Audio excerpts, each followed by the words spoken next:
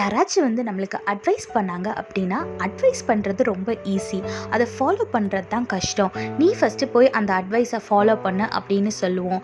இதே இது நம்மளுக்கு அட்வைஸ் பண்ணுறாங்க, அவங்களும் இதை ஃபாலோ பண்ணாங்க அப்படின்னா நம்ம அந்த அட்வைஸை அக்செப்ட் பண்ணிப்போம். ஃபார் எக்ஸாம்பிள் இந்த காய்கறியை சாப்பிடு, இந்த காய்கறி ரொம்ப உடம்புக்கு நல்லது, நானும் கொஞ்ச நாளாக சாப்பிட்டுட்ருக்கேன், எனக்கு நல்ல டிஃப்ரென்ஸ் தெரியுது அப்படின்னு சொன்னால் நம்ம அதை அக்செப்ட் பண்ணிப்போம். இதே மாதிரி தாங்க நம்மளோட வாழ்க்கையிலையும் நம்ம கோவப்படும் போதோ இல்லை சண்டை போடும் போதோ யாராச்சும் கோவப்படாத அப்படின்னு நம்மளுக்கு அட்வைஸ் பண்ணாங்கன்னா நம்ம அவங்கள பார்த்து கேட்போம், இந்த சிச்சுவேஷனில் நீ இருந்தால் நீ கோவப்படாமல் இருப்பியா அப்படின்னு கேட்போம்.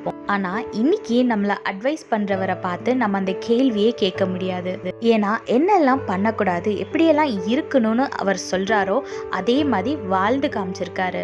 வேற யாரும் இல்லைங்க, நம்ம ஏசப்பா தான். வேதத்தில் பாருங்க, எபேசியர் 4:31 மற்றும் 32 போட்டிருக்கு, சகல விதமான கசப்பும் கோபமும் மூர்க்கமும் கூக்குரலும் தூஷணமும் மற்ற எந்த துர்க்குணமும் உங்களை விட்டு நீங்க கடவது, ஒருவருக்கொருவர் தயவாயும் மன உருக்கமாயும் இருந்து கிறிஸ்துவுக்குள் தேவன் உங்களுக்கு மன்னித்தது போல நீங்களும் ஒருவருக்கொருவர் மன்னியுங்கள்னு வேதத்தில் போட்டிருக்கு.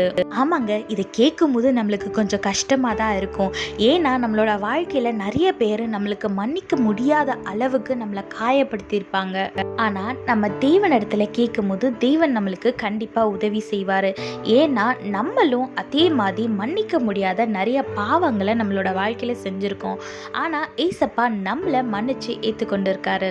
அதே மாதிரி நம்மளும் மற்றவங்களை மன்னிக்க ட்ரை பண்ணுவோம். முடியாத பட்சத்துல தேவனிடத்துல கேளுங்க, தேவன் நிச்சயமா உங்களுக்கு மன்னிக்கிற இருதயத்தை தருவாரு. அது மட்டும் இல்லைங்க, தேவனிடத்துல இருந்து எதெல்லாம் நம்மளை பிரிக்குதோ அதெல்லாம் விட்டு விலகி இருங்க. எல்லாரிடத்துலயும் அன்பா இருங்க. தேவையில்லாத குணங்களை விட்டு விலகி தேவனை போல வாழ முயற்சி செய்யுங்க. ஆசீர்வாதமான வாழ்க்கையை வாழுங்க. கர்த்தர் உங்களோடு கூட இருந்து உங்களை ஆசீர்வதித்து பாதுகாத்து வழி நடத்துவாராக. ஆமீன். When someone advises us to follow something, we will say to them that it is very easy to give free advices, but it is very difficult to follow them. But if the person who is giving you advice follow the same advice, you will think about it and you will try to follow the advice. Likewise, in our life, our God is giving us advice. Look what the Bible says in Ephesians chapter 4 verse 31-32. Get rid of all bitterness, rage, anger, harsh words and slander, as well as all types of evil behavior. Instead, be kind to each other, tender-hearted, forgiving one another, just as God through Christ has forgiven you.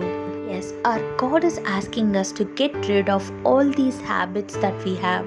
When someone hurts our feeling, we just hurt them back with our harsh words and we get angry easily. And the most hardest part is forgiving someone, because someone might have shattered your heart into pieces and it might seem very difficult to forgive them. But at that time, think how God has forgiven you. I know it is hard to forgive, but when you ask our God to help you, He will give the heart to forgive others. So try to be slow to anger and don't use harsh words. Be kind to everyone, forgive everyone, and stay away from all the evil behaviors, and also stay away from the people who are leading you into a wrong direction. Be kind, be a blessing to others, and live a blessed life. God bless you all. Have a blessed day. Amen.